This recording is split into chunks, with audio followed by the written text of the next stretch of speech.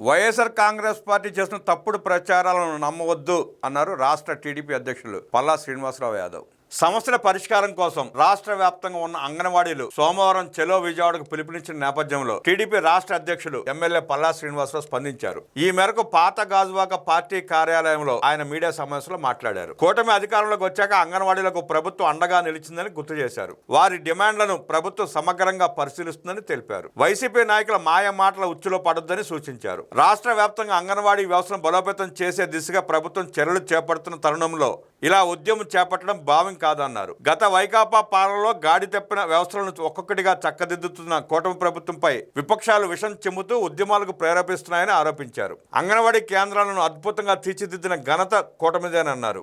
రాష్ట్ర ఆర్థిక పరిస్థితిని దృష్టిలో పెట్టుకోవాలని అంగన్వాడీలకు విజ్ఞప్తి చేశారు. ఇదే సందర్భంలో కాకినాడలో జరిగిన బాణసంచా పేలుడు ఘటనలో మృతి చెందిన కుటుంబాలకు ప్రగాఢ సానుభూతి తెలియజేశారు. క్షతగాత్రులకు మెరుగైన వైద్య సేవలు అందుతున్నాయని తెలిపారు.